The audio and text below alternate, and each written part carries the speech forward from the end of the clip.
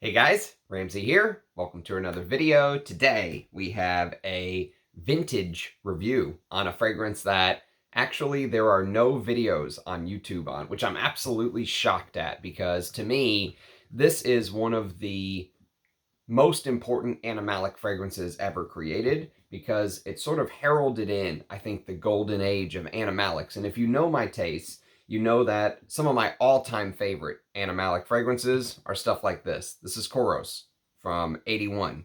This is Antaeus from 81.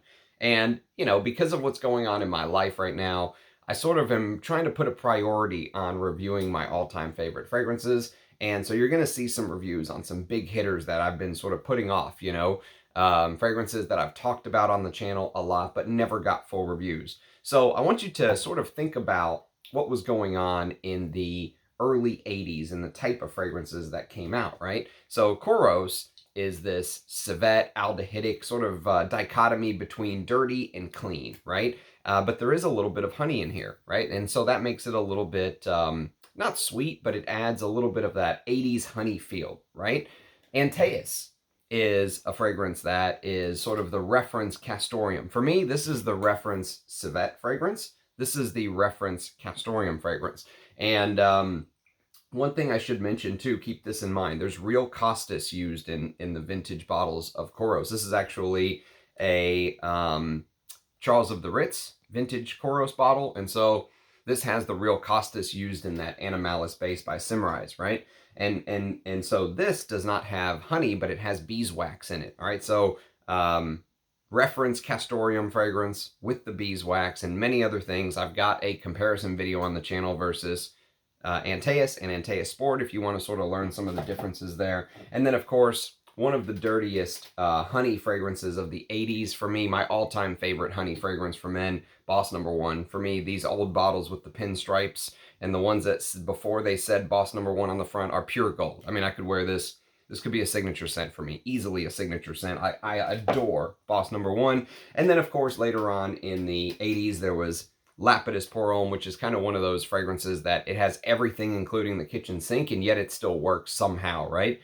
And then in the early 90s, we had Joint, which feels like it wanted to be a old school animalic, dirty 80s fragrances, but it came out in the early 90s. This also has a little bit, I think, of some honey touches in here. So many of the animalic fragrances from the 80s and early 90s use some sort of honeyed sweetness to sort of cut everything that you smell, right? The fragrance we're going to talk about today has no civet and no castoreum listed, but I think it's still one of the most underrated animalic fragrances of all time, and that's why I'm doing a full review on it today. It is Aigner's Super Fragrance for Men.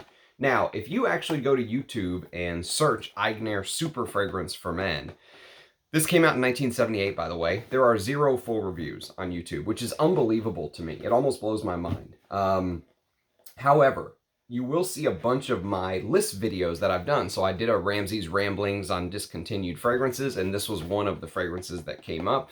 And in that video, I actually called this a little bit of a take on an Oriental. And I think I want to backtrack from that because smelling it and wearing it more and more, I was actually going to do this video today, or sorry, yesterday, but I decided I needed another full day's wear because these two, let me show you the bottle. So these are little 15 ml bottles that I have. This one right here is completely empty. I went through the entire 15 ml. And so I've got probably about 10 mils left of the juice, which is enough for me.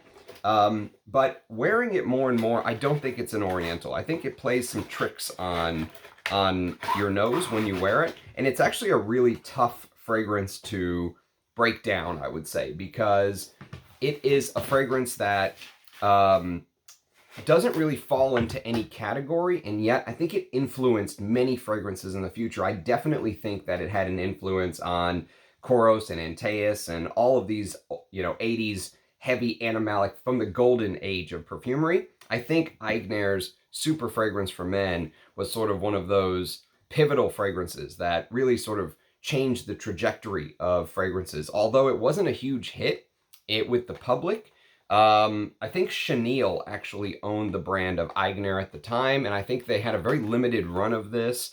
You can see actually the sticker, you can see that the stickers on the front are placed on different, somebody just put these stickers on the front. And 1984, and Aigner itself was actually based in Munich, I believe. And this perfumery where these came from is actually in Hanover, Germany. And so it was kind of one of those fragrances that I think if you focus on, what it was doing and the notes and the way that it actually was put together, I think maybe insiders in the industry and folks like Pierre Bourdon making Kouros and stuff like that paid very close attention to Eigner's super fragrance, but I don't think the average person did. And then the fact that it's a little bit of a rare beast, it's a true unicorn now, makes it even harder for the average public to get their nose on it. But I think it deserves its time in the spotlight because I think it is one of the best animalic fragrances that no one talks about. So that's why I'm doing this video. So let's start. Again, underrated animalic fragrance from 1978. So here's the note listing.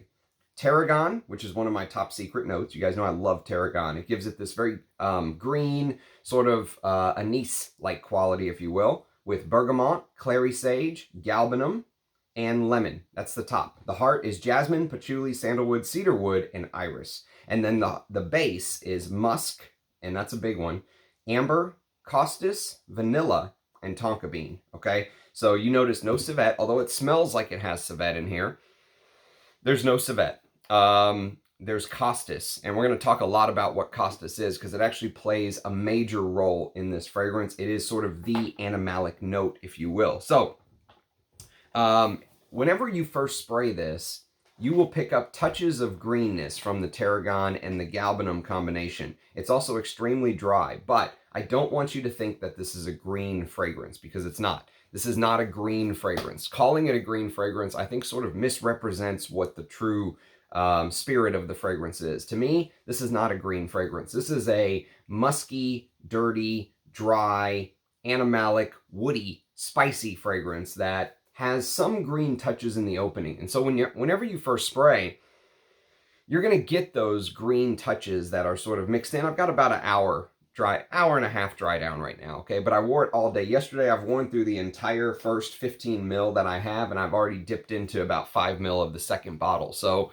I've given this a good amount of wear. I think I know it well enough to do a full review on it. So it opens up green and slightly aldehydic without being a green fragrance. And I know that is a tough descriptor to sort of wrap your head around in the beginning, but it's actually the best way that I can describe it. And there's no castoreum, there's no civet listed, but you're definitely going to get something that is sort of the absolute gold standard of one note, and that is costus. If you said, Ramsey, give me one fragrance with civet, like I said, I would say, go smell Kouros. Go smell vintage Kouros. If you said, Ramsey, give me one fragrance with castoreum, I would tell you, go smell vintage Antaeus, okay? If you said, Ramsey, give me one fragrance with costus, what would you say? Well, for me, it would be super fragrance, hands down. Absolutely 100%. This is the gold standard of costus fragrances to me because it really perfectly highlights the note.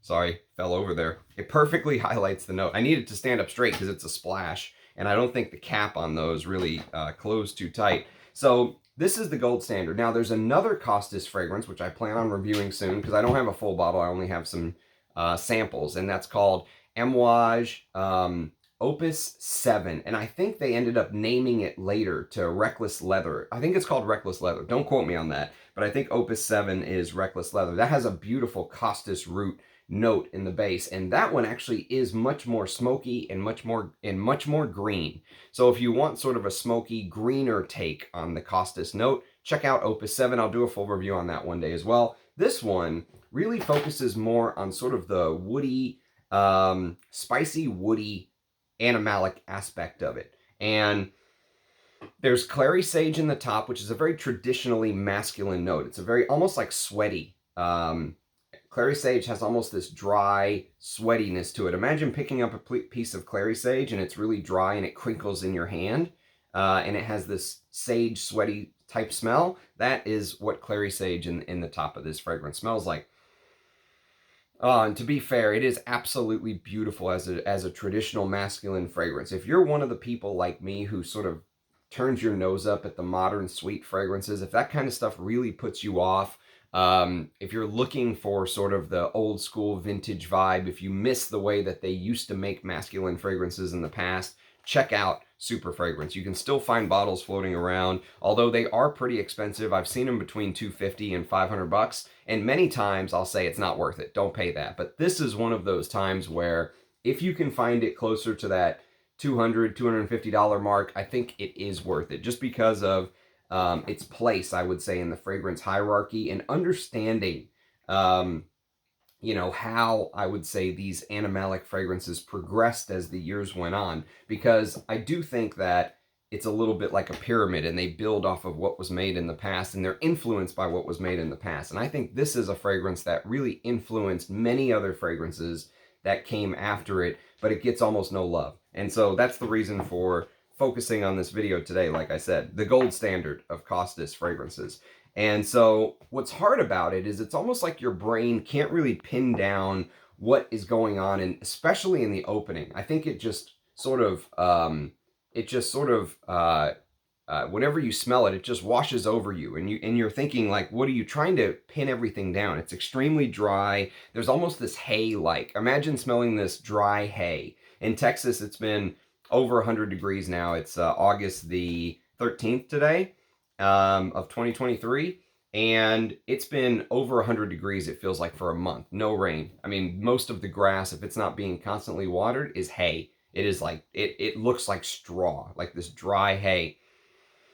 And that's almost what, you know, the dryness of the fragrance smells like. There is also this spiciness that comes through, but I'm not really sure where the spice is coming from, because there is no spices listed. So there's no nutmeg or anything like that. But there is this spicy woodiness that begins to come through. Okay, and the texture of the fragrance. So like I said, one of the reasons why it's hard to pin down is whenever you first spray, you do get a little bit of that, you do get a little bit of this greenness, but it's not a green fragrance. What you get more of, to me, is sort of the musks and the woods and the spices in the beginning.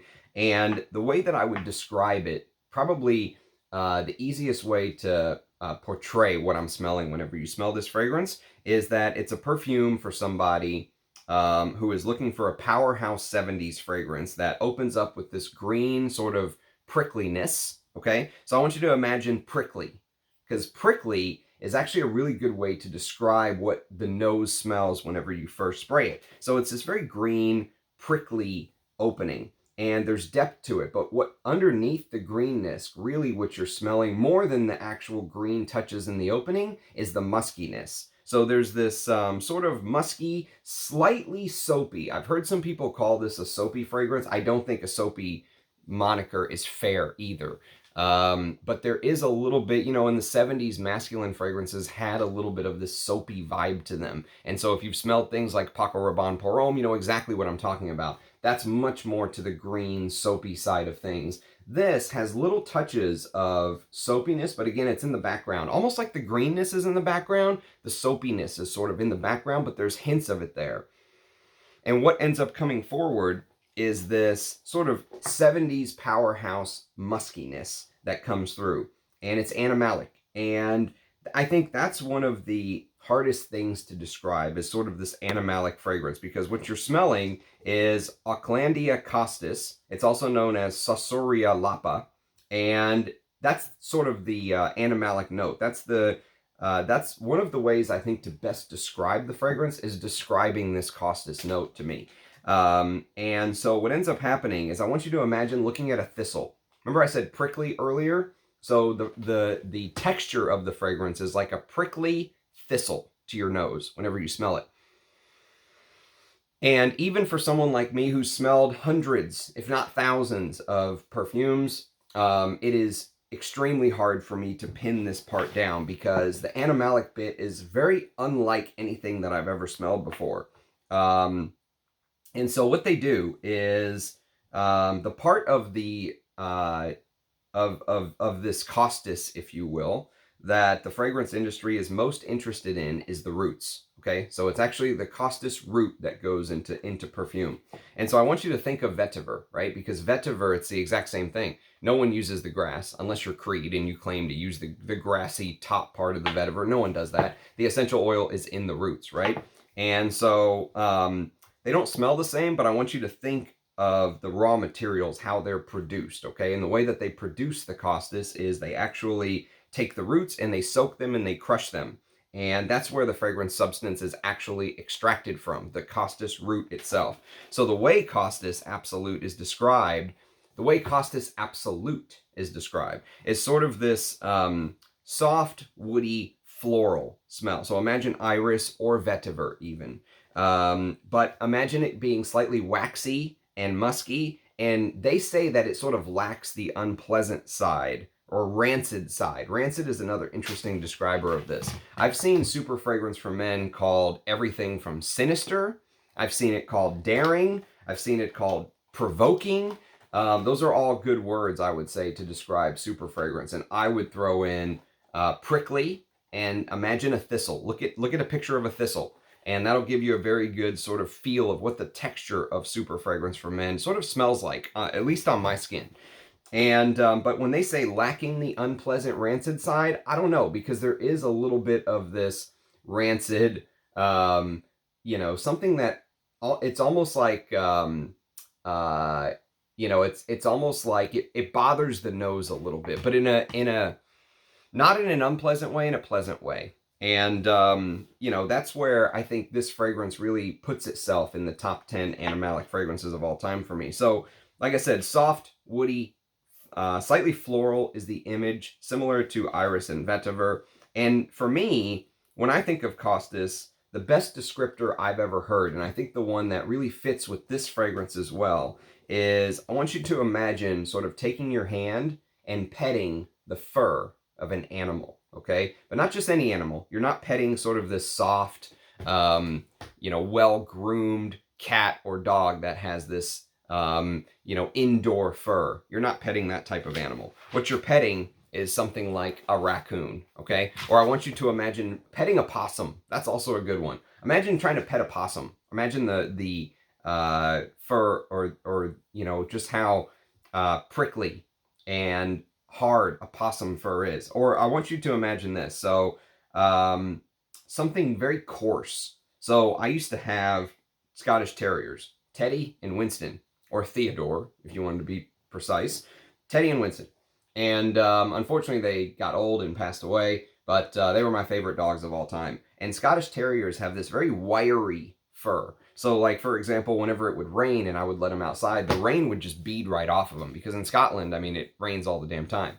And they would have this very wiry, if you've ever petted a Scottish Terrier, you know exactly what I'm talking about. Even when their fur is clean, even when they've just got a bath, there's something that's very hard about the fur. Prickly, hard, wiry, coarse. Those are all good descriptors.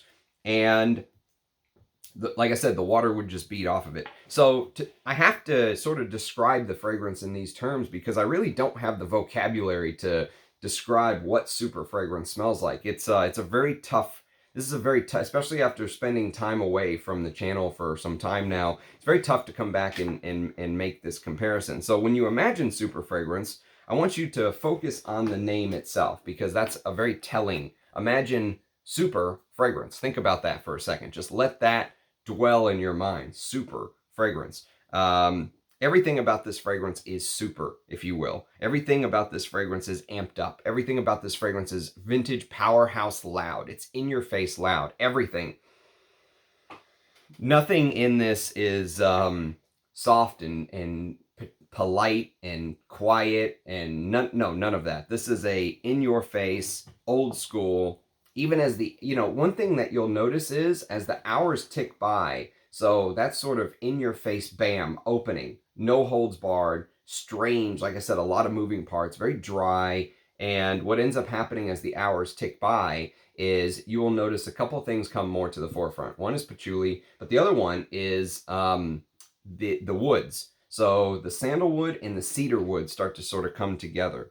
And also you'll pick up a little bit of iris, and depending on the weather conditions, sometimes the iris is a little bit more prominent where you really get that, you know, traditional iris vibe. And sometimes I would say it's sort of just a blend with the rest of the fragrance and the woods and all that stuff. Oh, and but the smoothness, see, now it's starting, the fragrance is starting to become, about an hour and a half in, it's starting to become more and more smooth. But even the smoothness as it starts to come out, even the smoothness in this fragrance is a super fragrance. It's a huge, old school, vintage, masculine, sort of woody composition.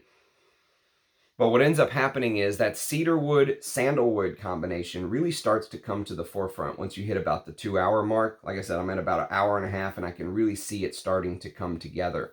And so this fragrance does have some transitions, okay? But they're not huge transitions. There's a little bit of wiggle in there, but they're not gigantic transitions. But you will see the fragrance change a little bit, most notably into the mid, as those woody notes start to sort of come together. There is a little bit of jasmine. There's a little bit of jasmine and iris in the heart that sort of play together. But one thing that I really want you to focus on with the fragrance is the base, because this is a base heavy fragrance to me. This is a fragrance where the base really sort of takes over, and your main notes that you're going to focus on are in the base, and those two are musk and costus. Okay, so those two are in the base, although you get them almost instantly.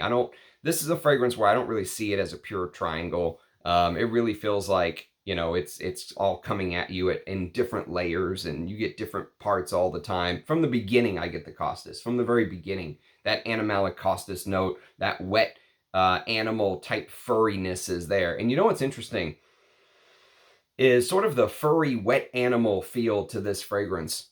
It's mixed with the muskiness, and it almost smells like you're, and sometimes, you know, musk has a little bit of that furry musk. Imagine like smelling a really high class musk fragrance, or a slightly animalic musky fragrance. So for example, if you've ever smelled something like this is Serge Lutens Musc Koublai Khan. I'll review this one of these days before this bottle is all gone, God willing.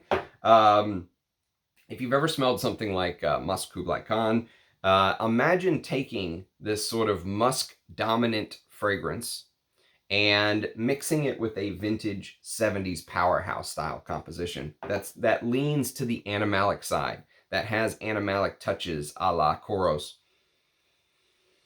So for me, you know, that is the star of the show. The interplay between the musk and the rest of the fragrance, the interplay between the costus and the rest of the fragrance. There is a little bit of vanilla and amber and tonka bean in the base. Those three notes are way, way, way in the back.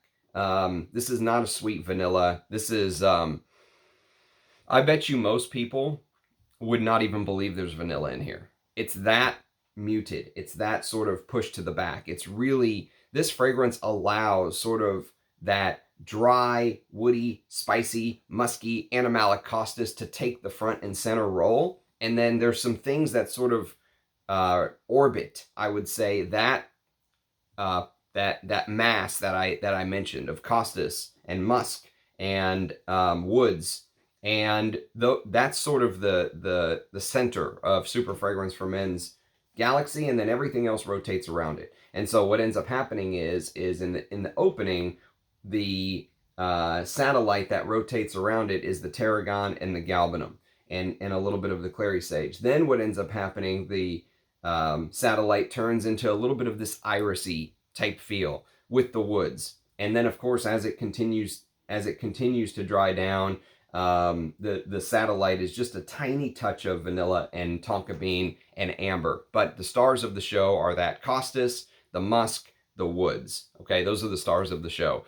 And it's really a beautiful animalic fragrance. It's a purely traditional masculine. You know, I mean, there are some girls who might try to wear something like Kouros or something like that. Although I do think that this is heavily on the masculine side. I think that because of the honey, you know, all that stuff, it might be something that if I smelled on a girl, I wouldn't be completely surprised. If I smelled this on a woman, I would be completely surprised. This would really throw me off. And I'm a fan of anyone wearing anything that they want, but this is one of the most masculine animalic fragrances I've ever smelled.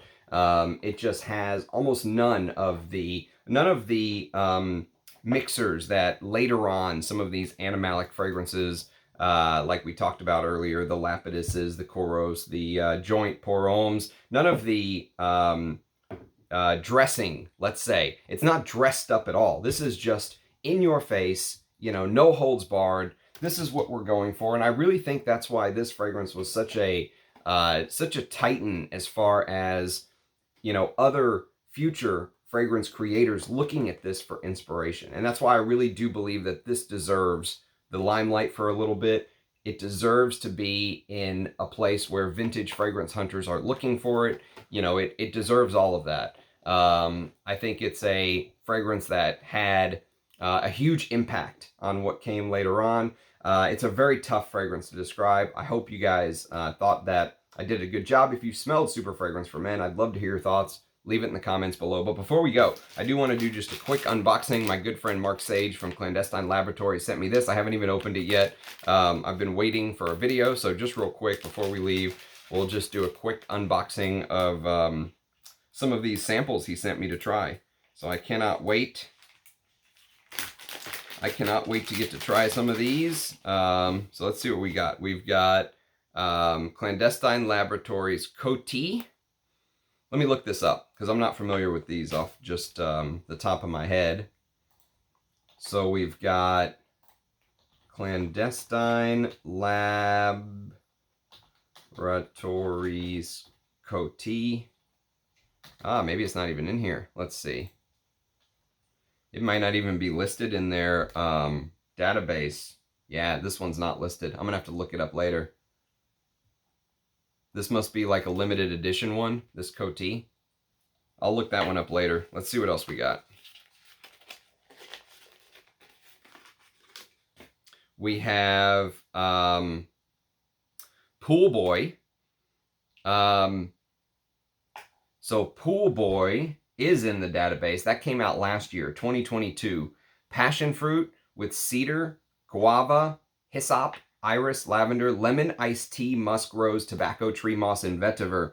I bet you this is going to be great for the summer, for the heat. So that's exciting stuff. Pool Boy. And then finally, I think I know what this last one is because he told me. But finally, we have his oud. And I think this is not the, this is the updated oud. If you watch, go watch my interview, by the way, with Mark Sage. And this came up, yes, it is. This is Assam.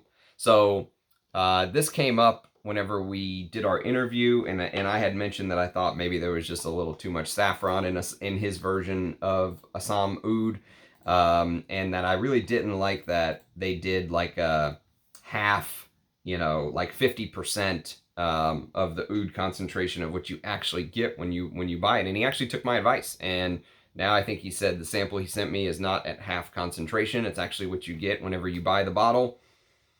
Sort of a funky animalic oud, if you will, and Assam oud with cypriol and black tea, Haitian vetiver, saffron, cabruva, patchouli, sandalwood, and white musk, and some amber. So smoky animalic sort of oud fragrance. So I'm excited to do some early impression videos on these. So thank you, Mark. Very, very kind of you, my friend. Thank you for sending these to me. And thank you for watching my video on Super Fragrance. I know I've been gone for a while. I'll be sort of in and out occasionally depending on how things go. I'm going to try to do as many videos as I can. It's just been a little tough lately with everything that's going on. But if you have tried Super Fragrance for Men, do please leave a comment. Let me know what you think. I love seeing your faces in the comments. We're still small enough where I can still respond to every single comment that's left. So I hope everyone has a great day. Cheers, and I'll catch you next time. Bye-bye.